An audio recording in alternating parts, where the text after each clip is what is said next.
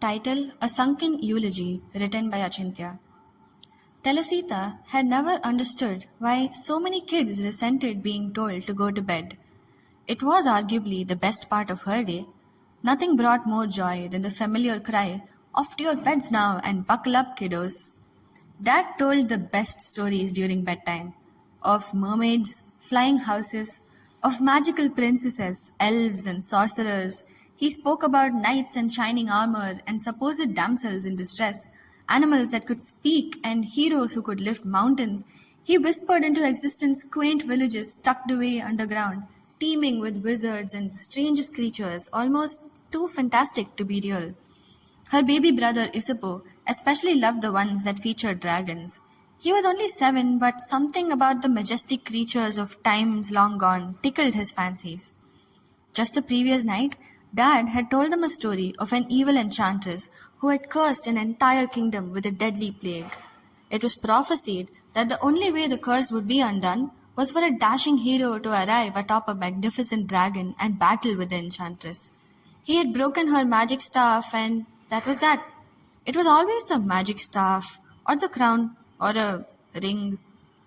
Isapo had been so excited by the story containing a dragon that he had wanted to hear another story before he went to sleep, and naturally, their dad had obliged. He told them a story that he had heard from his grandmother, a story from the land whose soil he came from, a place that was so foreign to Telesita. The story in itself was somewhat unremarkable. There was an eel, and there was a flounder, which was some kind of flatfish. She later had to browse it. And they were the thickest of friends. Keyword being were, because like all good friendships and folk tales, they found themselves in the midst of a fight. This was particularly of interest to Isapo, who was fighting with his friend Adam for very similar reasons as the eel and the flounder. In both cases, they had this juvenile urge to prove which of them was stronger. The eel and the flounder did this by lifting a massive stone, and a quarrel along the way caused the stone to crush the flounder, hence the flatness. The eel was injured too and became really thin. Isapo rightly asked then what exactly the point was, because if this was a story about two animals that got into a fight and got injured, then that would be quite boring. As it turned out, it was a story about how the country Tuvalu had been formed. The atolls, a quick Google search yielded that these were ring-shaped reefs, were formed by the flattened shape of the flounder, and the thin, elongated eels were the model for the coconut trees that populated the islands of Tuvalu. Telesita sat in front of a screen that was demanding a password, her brain mulling over this curious story. How exactly did a fish inspire an island structure? And the trees, what aspect of thin eels really sparked an "ooh, let's make a tree in this shape"? She entered the password mechanically. Her mother had set it, but that hadn't stopped her for the past few months. She was 12 already, and some of her friends even had their own phones. She didn't see the harm in using the laptop their family collectively used without supervision. Tuvalu, she typed into the browser, her eyes flitting from one side of the screen to the next, taking in the results the search had yielded. Phrases like "first digital nation" were plastered across different emboldened article headlines, along with "climate change catastrophe." That much Telesita could relate to. The heat waves in Australia had only been getting worse with every ball that dropped to mark the start of a new year. She still remembered how in June her entire allowance had been spent slowly on ice cream. Ice cream sounded great as she sat there in November too. She clicked on one fancily worded article praising the island for its achievements. Telesita didn't see the point. From what she gathered, the island had been submerged underwater. Where was the accomplishment in that? A hyperlink in the article led her to her answer. Tuvalu, a digital archive. She clicked dutifully, and the pages redirected her to a plain black backdrop. Images began to filter in slowly. First, a blue rippling backdrop. Water, she gathered. Sandy atolls began to appear, and then shrubbery, some houses, and coconut trees, of course. She supposed just coming up with something like that was achievement enough. A digital animation of a country that didn't physically exist anymore. Birds were flying above the island in the simulation, and Telesita simply stared as the coconut trees swayed back and forth. It was oddly familiar, as if the atoms in those sandy shores were the same ones that made up her bones.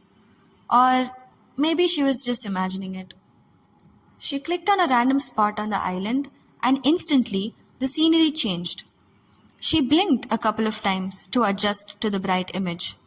A smiling woman, holding a half woven basket in her two hands, a sort of run-down house in the background, more coconut trees sprouting out of every possible gap in the soil. They sure seemed to love their coconut. It reminded her of the movie Moana.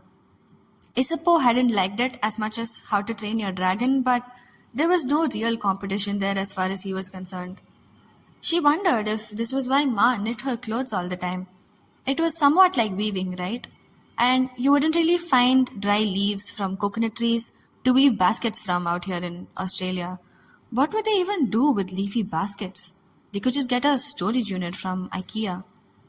The woman's smile was imprinted in her mind as she clicked the small arrow button, which took her back to the cluster of trees and islands. She clicked on another spot, and pictures of Tuvaluan people in flowy tops and leafy skirts, who knew, were gathered in a dance that Telesita would have grasped in a second. She knew she would have. Her ballet instructor would laugh at the leaf skirts, she found herself thinking, as she clicked back to the homepage.